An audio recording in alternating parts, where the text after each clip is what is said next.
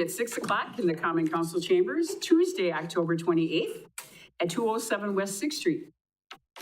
Call to order, roll call. Please stand for the Pledge of Allegiance.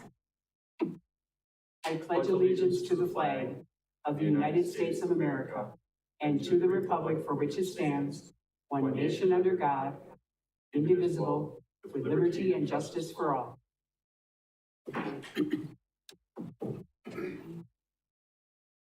Item C, identify possible conflicts of interest. Seeing none, move on to item D, public comment period, correspondence. At this time, I'll recognize persons in attendance wishing to address the council. Upon recognition by me, persons may address the council, first stating their name and address. Comments will be limited to no more than 5 minutes, and persons are asked to be respectful when addressing the council. No action will be taken regarding items not on the agenda. However, the council will take comments from the public under advisement. Please note that council members will not respond to your comments or questions. Are there any public comments this evening? Are there any public comments? A third time, seeing no public comments, move on to item E, approval of minutes, October 14th, 2025, regular meeting. We have a motion by Alderman Dellis, second by Alderman Curran. Any questions, comments? Seeing none, please vote.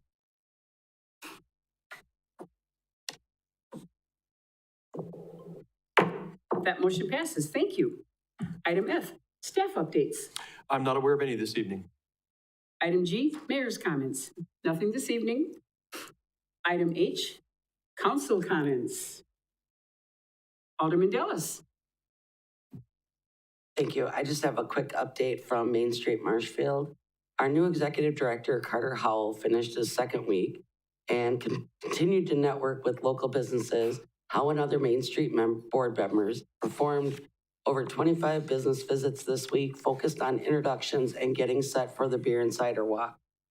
Over 170 community members joined our festivities. Tickets sold out the day before the event, and the electronic site for tickets had to be closed early. Feedback from local businesses was incredibly positive, citing increased traffic, new clients/shoppers, and increased brand awareness and recognition.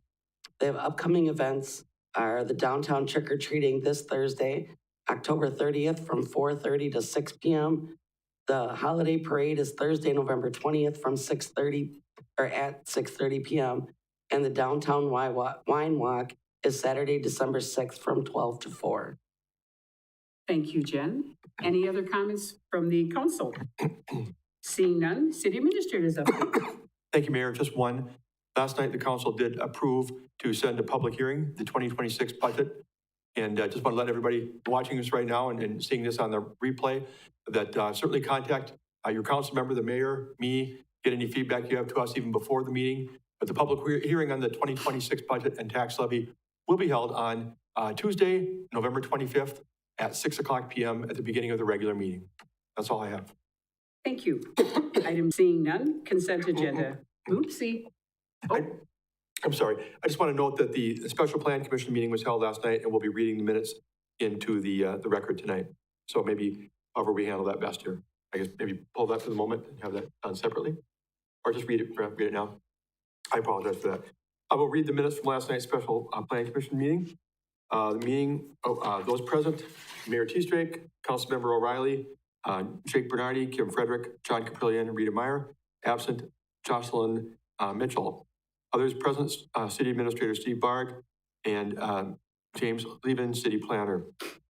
Mayor T-Strake called the meeting to order at 5:30 p.m. in the City Hall Council Chambers. Roll call was followed. The motion was made by Frederick and seconded by Caprillion to approve the meeting agenda, followed by Caprillion moving and Bernardi seconding a motion to approve minutes of the October 21st, 2025 Plan Commission meeting as presented. Motion carried. There were no conflicts of interest or no citizen comments. Public hearing was held on a proposal by iState for a conditional use permit. Public comments, there were none. There was no discussion.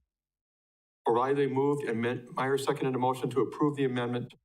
Oh, I'm sorry. No, I'm not. That's old, isn't it? Yeah, that I'll have to look back at that. So I'm not sure how we handle this. I got what I thought was the final version of this late this afternoon, but apparently it's not. Can we follow up on those at the next meeting? Let's approve the CUP and then we fill in the details later. I apologize. Anyway, the conditional use permit for I-State was recommended for approval. Unanimous vote. There were no staff updates or items for future agendas. And there was no further business before the commission. O'Reilly moved and Caprillion seconded a motion to adjourn. Motion carried. Mayor T. Strake declared the meeting adjourned at 5:41 p.m. Respectfully submitted, James Levin, city planner, and I do apologize. I didn't catch that earlier. That was my error. We'll fill in the language that was missing regarding the item. We have a motion by Alderman Della, second by Alderman Giles. Are there any comments, questions? Seeing none, please vote. That motion passes. Thank you. Consent agenda, meeting minutes, and reports. What we were doing? That's what we just did. Okay, very good.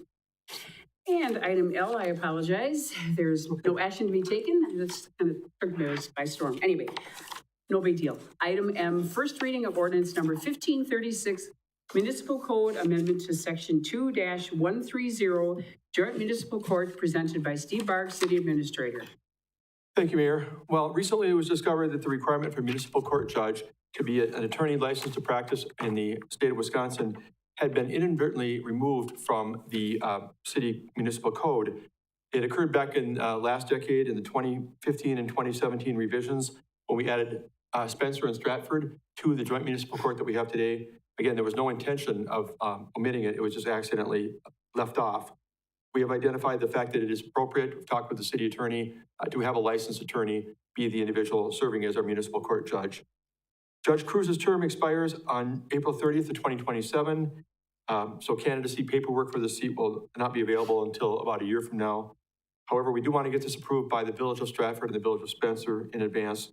So it will have to go before them, even if this body approves it prior to the election cycle and candidates running for this position. So no action is recommended at this time. Final action would be sought with second reading on November 11th. And again, I would remind you that the only change in this, if you looked at the ordinance itself, is inserting the requirement that a municipal court judge for the city of Marshfield be a licensed attorney in the state of Wisconsin. Thank you, Steve. Item N, first reading of ordinance number 1537, text amendments to section 18-29 SR6 zoning district to allow duplexes, twin homes, and townhomes 3-4 units as permitted uses and to allow accessory dwelling units by right, and amending section 18-54 to update the table of land uses. The proposed text amendments include update to the density, intensity, and bulk regulations for the district related to the new uses, and changes the name of the district to SR6 single and two-family residential 6 zoning district, presented by Steve Barg, City Administrator. Thank you, Mayor. If you've been following for quite a while, the Plan Commission has been talking about a lot of changes and updates to the SR6 zoning code. You may recall, roughly close to a year ago, maybe now, that we allowed the smaller lots to be built on in that district.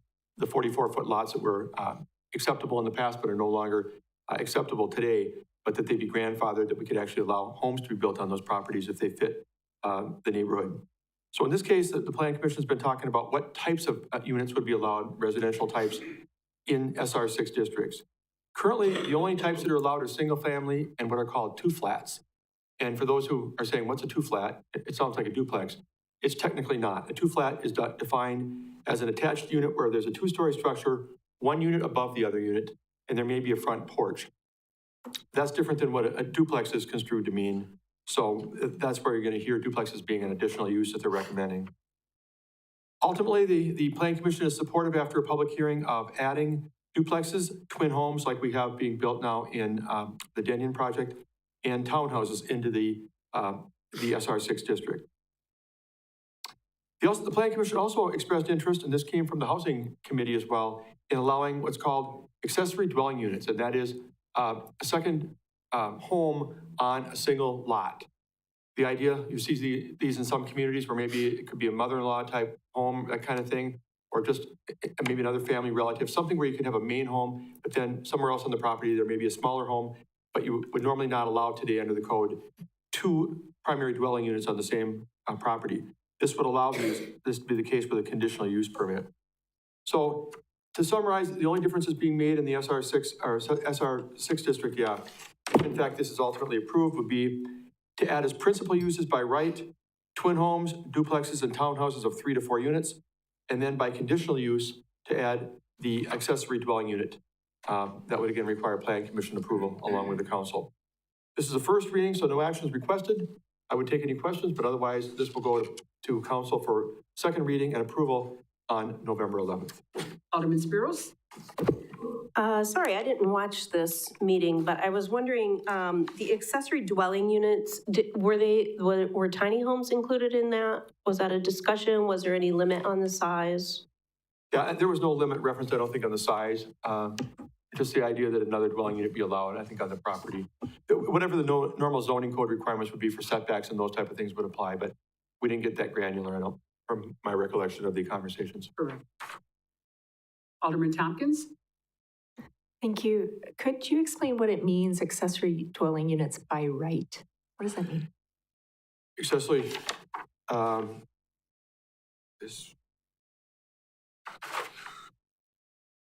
well, yeah, that means that would suggest that a conditional use is not required, but I believe a conditional use permit is required for accessory dwelling units. I thought they were, am I misremembering? I'm going to look at the mayor and Councilmember O'Reilly, because I thought those were CUPs. But, but where they're shown right now, it does appear as though it wouldn't require a conditional use permit. But I believe that was the intent. Good question.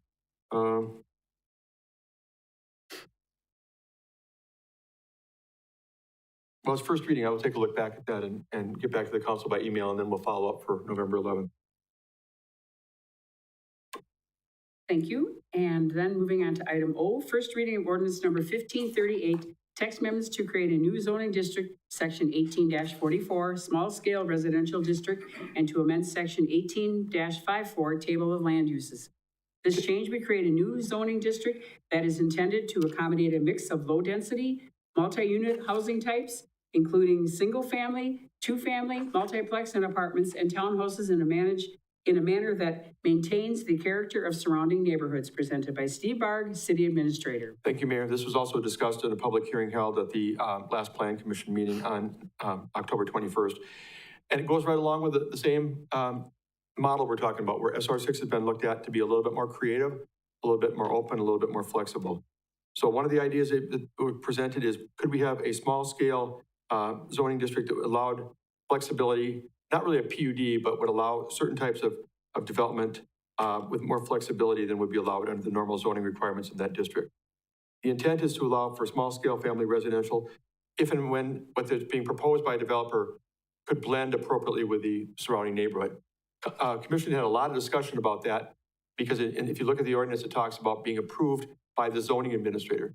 And there was a question about if the zoning administrator looked at the proposal and it was routine and it all fit the requirements, including the 5 elements that are referenced in the ordinance, it's all good. But if for some reason the zoning administrator were to deny it, would the applicant have the opportunity to appeal? And the commission felt definitely they should have the right to appeal to the Plan Commission if they feel that their application was unfairly denied. So if you look back at the elements referenced, it covers the points that would be looked at by the application or from the application by the zoning administrator to make the determination. But if there's any doubt on that, it should be ultimately ending up in the commission's hands. So again, this is the first reading tonight. I would take any questions or concerns, and then otherwise I would bring it back on November 11th for second reading adoption. Thank you. Seeing no questions, move on to item P, request to approve health insurance contracts with Security Health Plan for benefit eligible employees for calendar year 2026, presented by Sarah Dressel, Human Resources Director. Wow. Good evening, everyone. So just a few things for you tonight. We'll start out with the health plan renewal for 2026.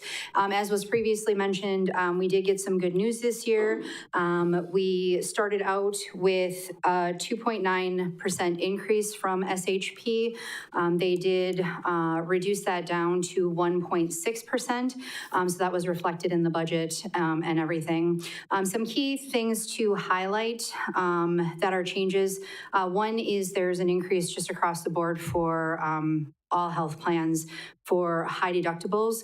It moves from $3,300 to $3,400, which is obviously a $100 increase from 2025. And that's for high deductible plans that do have that embedded deductible. And then that's for a single plan. And then for family plans, it's moving from $6,600 to $6,800, so a $200 increase from 2025. So tonight, staff is requesting approval to renew the health plan for 2025 with Security Health Plan, continuing to offer employees 2 high deductible health plan options, the Premier Plan and the Simply One Plan. We have a motion by Alderman Della, second by Alderman Tompkins. Any questions, comments? Seeing none, please vote. That motion passes. Thank you. Moving on to item Q. Request to approve dental insurance contracts with Delta Dental for calendar year 2026, presented by Sarah Dressel, Human Resources Director. Thank you. So Delta Dental did not increase anything this year, so the plan stays exactly the same. And so the rates, everything looks exactly the same. So we're requesting approval of the dental insurance renewal for Delta Dental, effective on Jan 1, 2026. We have motion by Alderman Spiros, second by Alderman Dellis. Any questions, comments? Alderman Spiros? I am just curious about Delta Dental. I think I might have started asking this question last year.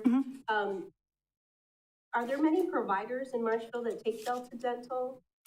So it's spotty. It's kind of spotty in general, though, from what we've been finding, where there's a lot of dental places that are actually just doing their own internal insurance versus really taking any insurance.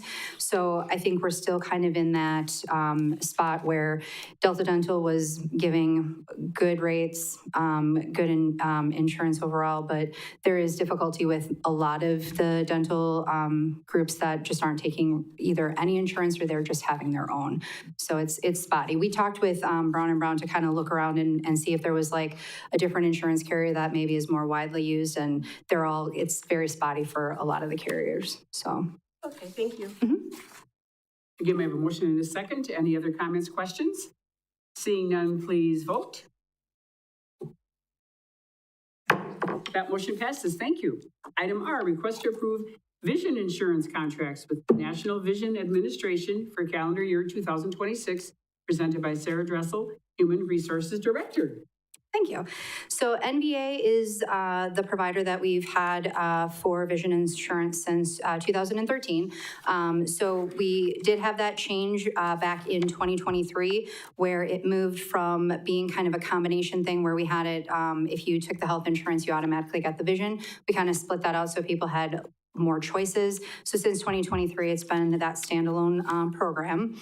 And NBA did provide the city with a rate guarantee through 1/1/2029. So the renewal quote will be the same moving forward unless we decide to change carriers. So it's a pretty small cost overall, which is really great as well. And based on kind of what we were seeing for coverage, pretty good overall. So staff is recommending approval of the annual insurance rates for the vision plan through NBA for 2026. We have a motion by Alderman Spiro, second by Alderman O'Reilly. Any comments, questions? Seeing none, please vote. That motion passes. Thank you. Item S, request to approve Dependent Care Flexible Spending Account Contract with Employee Benefits Corporation for calendar year 2026, presented by Sarah Dressel, Human Resources Director. Thank you again. The Sarah Show, and I'm just kidding. So EBC is who we've been working with for Dependent Care Flexible Spending. That is a program that employees can choose to take or not to take. It's funded through dollars that they pull out of their paychecks in order to go for qualified dependent care expenses. In previous years, the max, and for a really long time, the max that you could pull was $5,000. This year, that has changed to $7,500. So we did look at increasing that in our plan. You had a choice of staying at $5,000 or going to $7,500, but it's great that we have that opportunity to offer $7,500. So for 2026, EBC is not increasing their costs or for anything administrative, which typically the city, since we started doing this plan, has covered as far as the administrative fees. So we just build that into the budget typically. So the fees haven't changed overall. They have stayed the same for the renewal fee, the administrative fees, and the monthly fees. So staff at this time is recommending approval to renew the dependent care flexible spending account program for 2026. We have a motion by Alderman Spiros, second by Alderman Tompkins. Alderman Spiros. Sarah, do most of the employees who would qualify for this, who use dependent care, do they use it? We've only had one instance where an employee just didn't use up all of their items. Otherwise, typically, it's used well before the end of the year. But is everybody just signed up for it, or do they need to sign up? That's the question. They need to sign up. Yeah, So they need to sign out up. of the people who are eligible to sign up, do you find that most of them are using it, or is there a specific? Most that sign up use it, and they use it within the first probably few months of the year. Like I said, there was only one instance where there was not usage, and we kind of worked with them I on would that. just hate to see people who are paying for childcare because it's so expensive. Agree. Not taking this benefit. because Yep. It's huge. I agree. I agree. Any other comments, questions? Seeing none, please vote. That motion passes. Item T, request to approve city contribution of $500 single, $1,000 family toward employee HSA accounts in calendar year 2026, presented by Sarah Dressel, Human Resources Director. Thank you. Last one. So HSAs, we've had those since we moved to our high deductible health plan. Back when that first started from 2016 up until 2025, the city was able to contribute about $600 for everyone that chose a single plan and $1,200 for anyone that chose a family plan. The change last year was that we moved from giving all of that upfront in January to splitting that out month to month. So at the start of the month when we get our first paycheck, if you have a single plan or a family plan, you get that deposited in. So that'll continue to happen this year as well, if approved. So, again, the city, the deductibles have increased this year. So very grateful to be able to hopefully still stick with 500 and 1,000. So I wanted to put in there, it's about almost $2,400 difference between the 600 and 1,200 to the 500 and the 1,000. So we have about 135 employees right now that are electing the high deductible health plan. So that will certainly help them with their deductible costs. So staff is recommending approval to contribute to the employee's health savings account at a contribution rate of 500 for single and 1,000 for family for those employees electing an high deductible health plan for the 2026 benefit year. A motion by Alderman Della, second by Alderman Giles. Any questions, comments? Seeing none, please vote. And that motion passes. And thank you, Sarah. Thank you. Item U, request to finalize appointment of members to the RFQ selection team, Weinbrenner redevelopment project, presented by Steve Barr, City Administrator. Thank you, Mayor. Well, as you know, we're coming up to the deadline on November 7th for responses to our recent request for qualifications for the Weinbrenner redevelopment project. So 10 days out, we'll know what we have. But on October 14th, the council did approve a framework for the RFQ selection team, the people who will be reviewing the responses, interviewing candidates as appropriate, and then making a recommendation to the full council and the CDA as well. At that time on October 14th, the council approved the following framework. Mayor T-Strake, 3 council members, 2 CDA board members, city administrator, economic development consultant, and 1 member from the development community. So to kind of see where we're recommending right now, it would be Mayor T-Strake, myself as city administrator, and Josh Miller from Cedar Corporation as our economic development consultant. The others that would need to be appointed, 3 council members. I've received interest from 3 of you who have suggested you'd like to be part of that, so it works out really well. That being council members Natasha Tompkins, Scott Coran, and Jen Dellis. In floating it out to the CDA board, they've only had 1 taker so far. That is their board president, Ashley Winch. They're looking for a second member at this time. As far as I know, they haven't found a second member, but hopefully they'll be able to get someone to sign on. And then from the development community, I had received 2 letters of interest, one being from Dave Krause and the other from Marsha Bushman. So I think at this point, staff would seek your approval for the team including the 3 council members who volunteered and the 1 CDA board president who's volunteered, with the idea that hopefully you would give grace to the second one if one is chosen. And then for the final member, you would decide who you want to have between Dave Krause and Marshall Bushman. That'd be my recommendation. We have a motion on the floor by Alderman Spiros, second by Alderman Tompkins. And Alderman Spiros, your motion will be? To elect the team as presented as our minus. Thank you. And Alderman Tompkins, yes? I didn't hear this last part of what she said.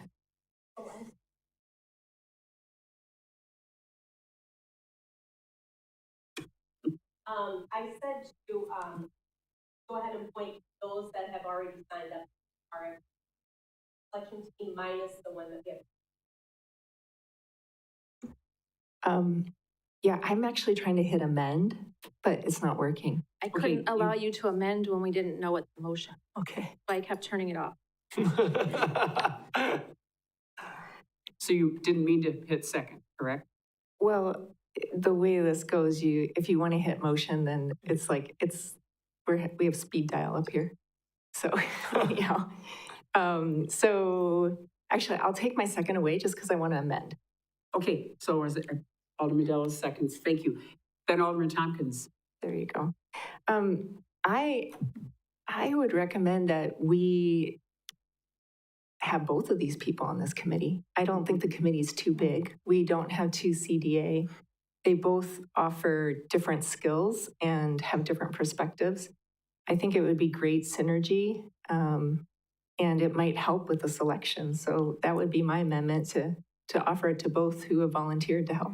So just go with the 9 names that we have on the Yeah. memo tonight. Now, will you hit your amend button, please? Oh.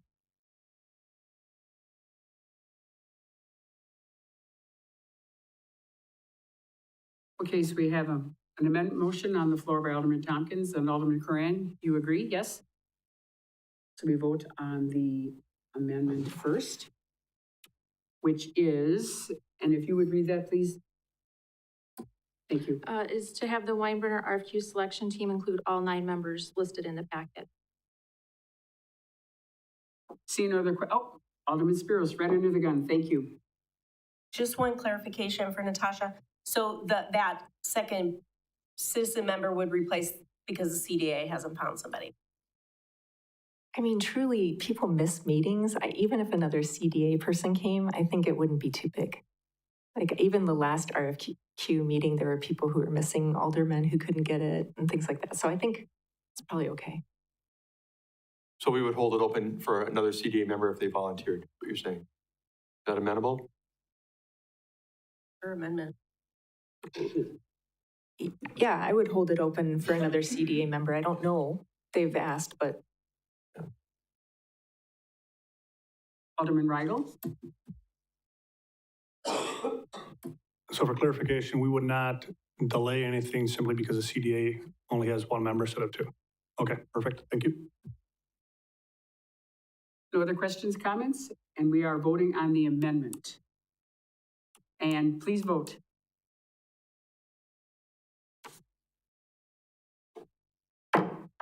That motion passes. Now we'll go back to the original motion, which was made by Alderman Spiros and second by Alderman Delos. Any other comments, questions? Alderman O'Reilly? This would be as amended, correct? That is correct. Correct. Thank you. All those, please vote. All those in favor, yeah.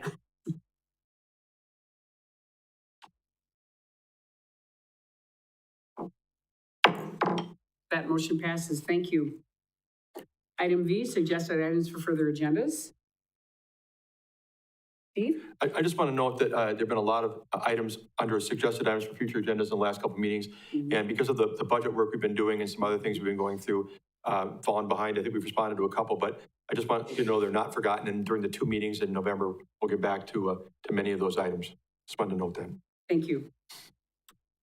Seeing none, move on to item W, which is adjourn to closed session under Wisconsin Statute, Chapter 19.851E, deliberating or negotiating the purchasing of public properties, investing of public funds, or conducting other specified public business whenever competitive or bargaining reasons require a closed session. Possible new tourism entity agreement with Visit Marshfield.